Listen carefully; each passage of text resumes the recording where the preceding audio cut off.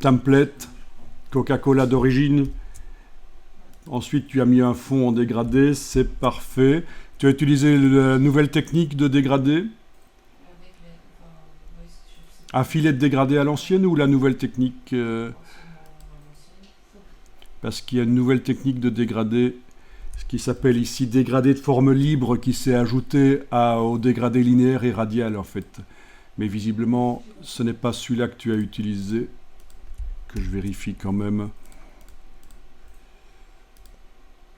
Ok.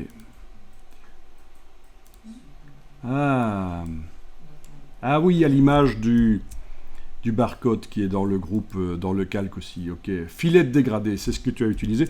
Mais en fait, maintenant, dans Illustrator, il y a un nouveau type de dégradé qui fonctionne tout aussi bien que le filet. Hein. C'est juste toujours pour que les gens aient plus facile. Hein. Adobe ajoute des outils pour que les gens aient encore plus de facilité pour faire les choses. Donc, dégradé de couleur.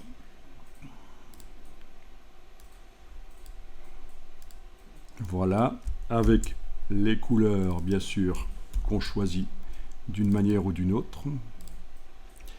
Ok. Donc, de manière linéaire ou de manière radiale, ça c'est les choses habituelles, avec éventuellement inversion du dégradé. Oui. Et puis il y a cette nouvelle méthode ici, dégradé de forme libre, avec des petites pastilles à bouger. Non, on peut en ajouter, on peut en supprimer. C'est vraiment très intuitif. Voilà, comme ça, vous avez appris quelque chose en plus. Moi aussi, j'apprends des choses. Figurez-vous qu'il y a parfois... je fais de la veille. Je fais de la veille, mais parfois, je passe à côté de certaines choses. Voilà. Donc, en sélectionnant le point, et en sélectionnant le point, et en allant éventuellement là-dessus, oui, le fait que je zoome sur mon écran pose problème, donc je ne vais pas zoomer.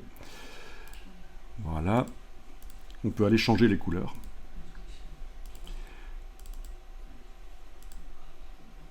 Voilà, il y a de plus en plus de choses qui apparaissent donc dans les logiciels.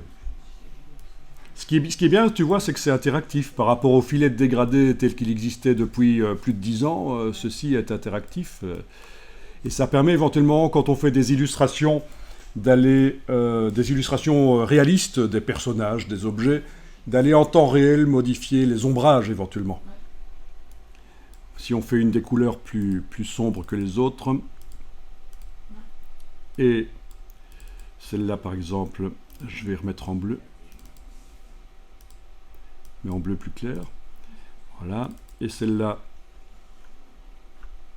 en bleu très clair, oui, en double cliquant dessus ça marche aussi, en bleu très clair. Normalement on doit utiliser le nuancier pour faire des couleurs, hein. Donc vous savez, hein. Là je suis en train d'utiliser le sélecteur de couleurs de Illustrator, et normalement on ne doit pas, c'est parce que ça offre moins de possibilités. Voilà, donc gestion de l'ombre, comme on la met comme on veut, de manière interactive, la couleur réelle, voilà, et puis on a bien sûr la dimension. Amusant.